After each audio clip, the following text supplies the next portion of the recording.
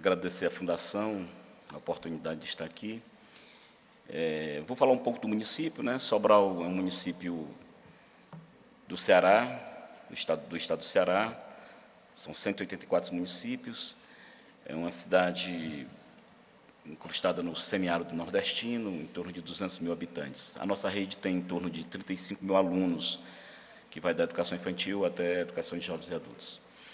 Nós atuamos com quase que toda a rede do ensino fundamental, a gente ainda compartilha com o Estado o um pouco do oitavo ano e do nono ano, e o resto, são, desde do primeiro ao oitavo ano, é universal, nós atuamos com toda a rede.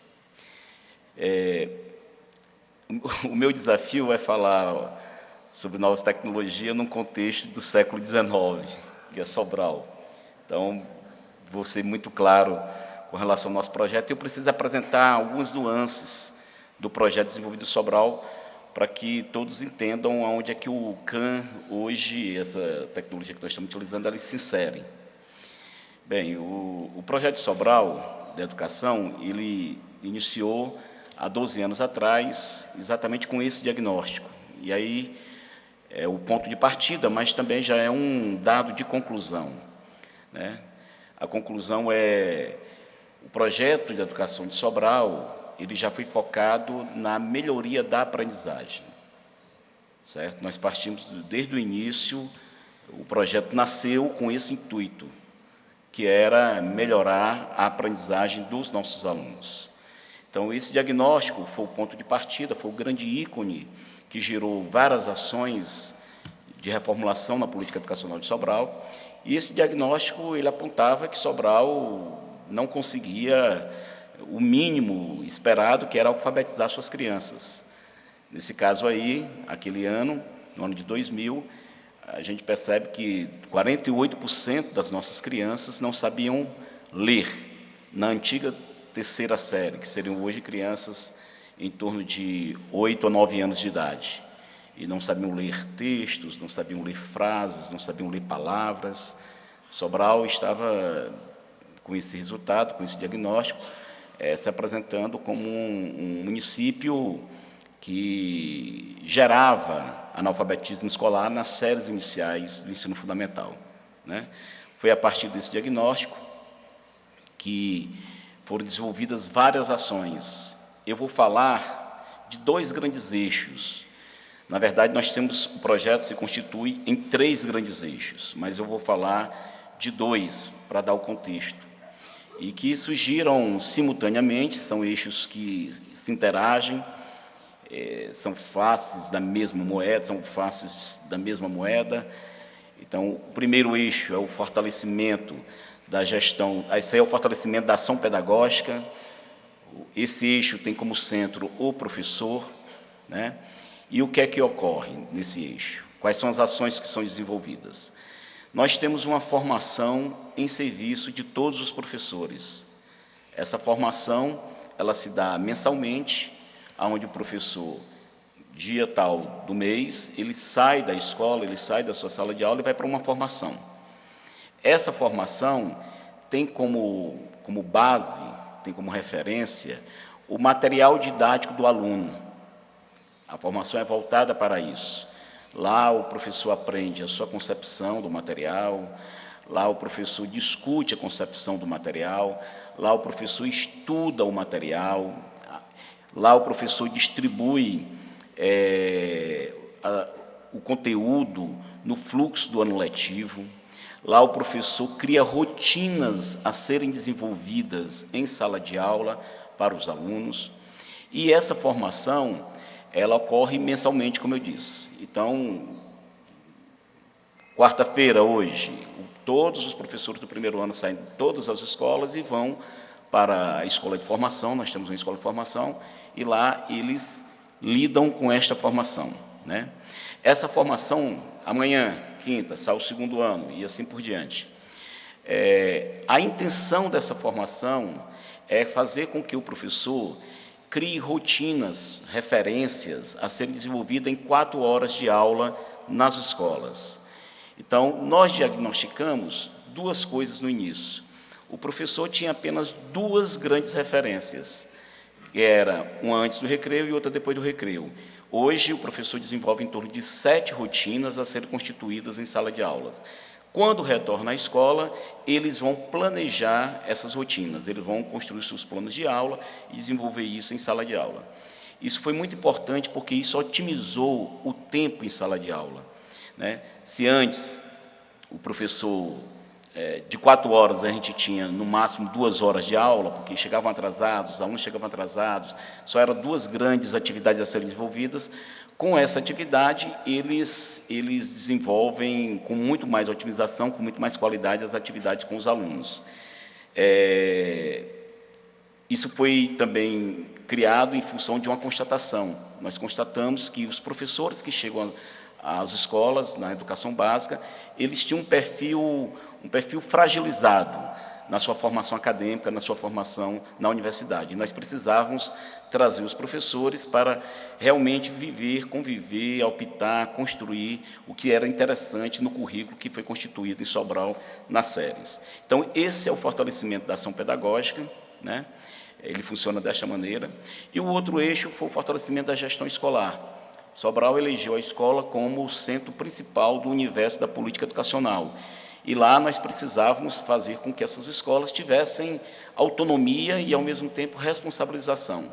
Então, nós criamos uma seleção por critérios meritocráticos para diretores e coordenadores pedagógicos.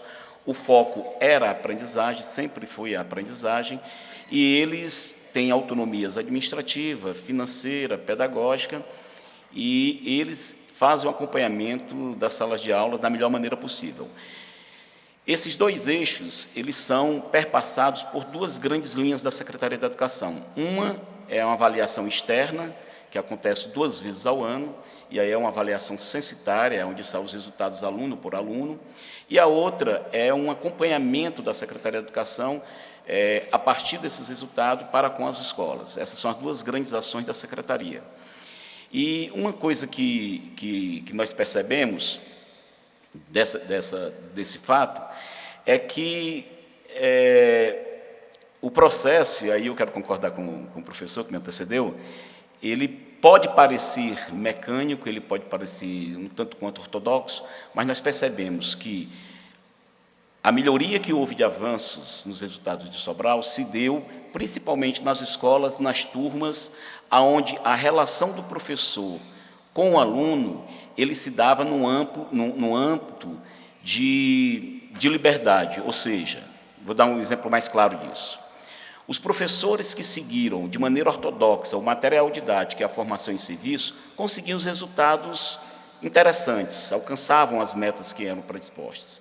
Os professores que não seguiam nem a formação, né, e nem o material didático estruturado, esses eram os piores resultados. E os professores que seguiam como referência o material didático e a formação, mas criavam, enriqueciam na sala de aula as atividades que eram propostas, esses foram os melhores resultados. Então, isso é um fato importante que merece estudo. Eles aprenderam em sala de aula a lidar na relação a partir da aprendizagem, não do ensino, como é que era o José, a Maria, o João, os alunos que lá estavam, como é que eles aprendiam, os grupos diferenciados que iam se constituindo, eles aprenderam a enriquecer a sua docência em sala de aula, a partir da aprendizagem dos alunos. E esse é o nosso marco. A gente não trata muito com o ensino, a gente trata com a aprendizagem. É a partir da aprendizagem, a partir do resultado de aprendizagem, que a gente começa a conhecer o nosso aluno, que ele mora num determinado local, que ele aprende dessa maneira e que ele aprende de maneira diferente. Esse era o grande desafio que nós passamos de 2001 até os dias de hoje. E isso fez com que, eu estou aqui simplificando, gerasse melhorias nos resultados de aprendizagem. Então, vocês veem aí, a partir de 2005, o índice o IDEB de Sobral, que passa de 4 para 4,9, de 4,9 para 6,6, e em 2011 a gente alcança 7,3. E fruto desse contexto que foi gerado em Sobral. Qual é, hoje, a conclusão disso? Sobral constitui uma rede de aprendizagem da maneira mais convencional possível. Nós utilizamos as ferramentas, eu costumo dizer, do século XIX. Nada mais do que isso. nada mais do que isso.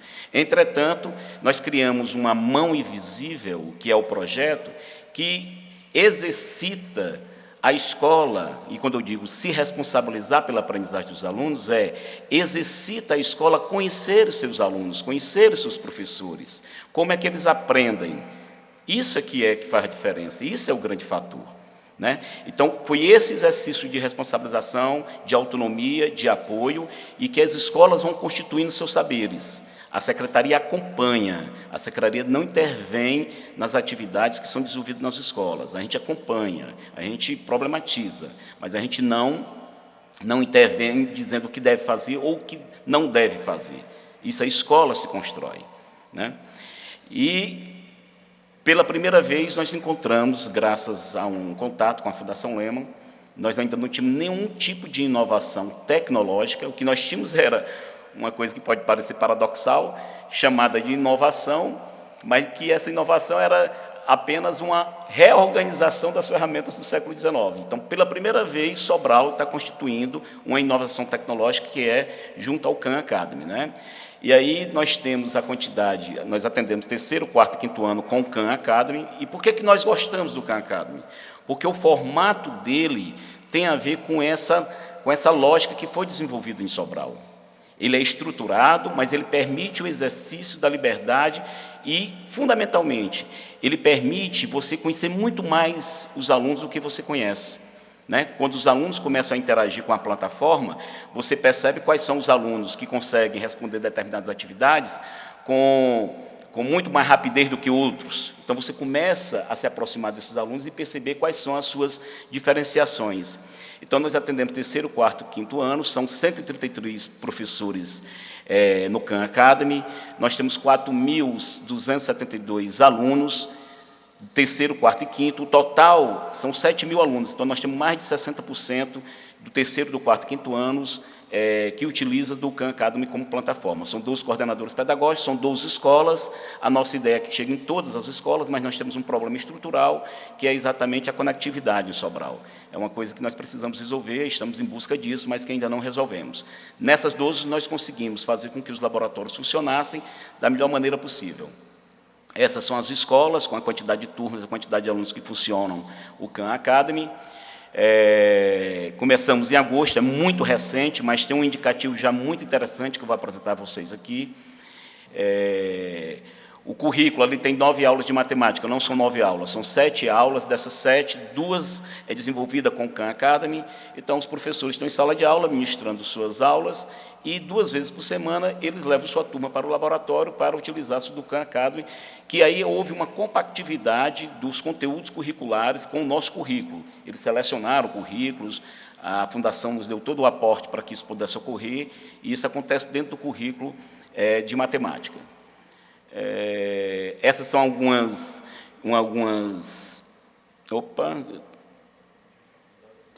dificuldades que nós encontramos. A maior dificuldade não está nos alunos, por incrível que pareça, a gente tem relatos muito interessantes dos alunos.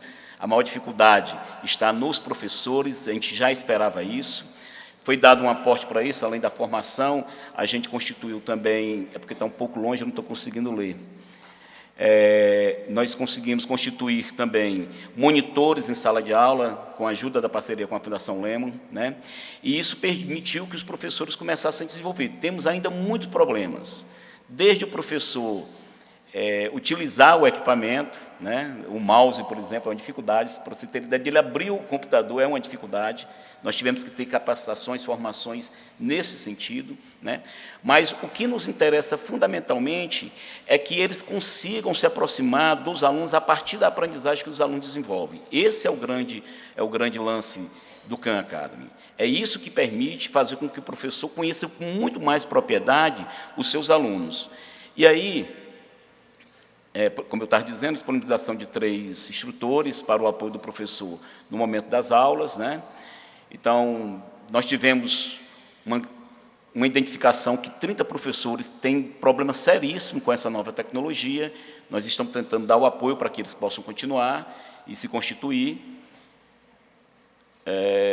A gente utiliza o Data Show para melhorar a questão do vídeo, que ainda não temos os vídeos, os fones de ouvido ainda, para que eles possam utilizar. Temos relatos dos alunos que são muito interessantes com relação a isso, mas o que eu quero mostrar para o final, para encerrar, não é isso. O que eu quero mostrar a vocês é isso daqui. Me permita passar. Bem, esse aqui é o terceiro ano, né? Quarto, eu vou para o quinto ano, certo? Eu quero que vocês tenham um pouco de paciência para que eu possa apresentar isso daqui, vocês possam compreender. Bem, esse resultado...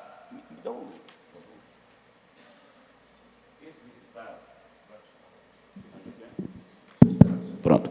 Esse resultado é uma avaliação que ocorre no estado do Ceará, chamada SPAES. É uma avaliação externa às escolas. Então, se nós formos olhar, tem língua portuguesa e tem matemática.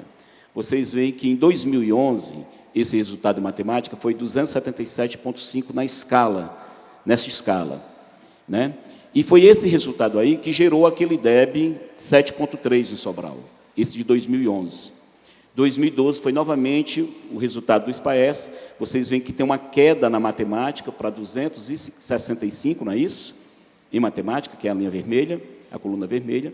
E em 2013, que acabou de sair, é parcial, esse resultado ainda vai melhorar um pouquinho, porque teve os recursos que nós entramos, a gente já tem uma evolução bastante significativa, principalmente se você considerar 2003, 2011, que vai gerar o IDEB. Esse resultado é o que vai gerar o IDEB de 2013.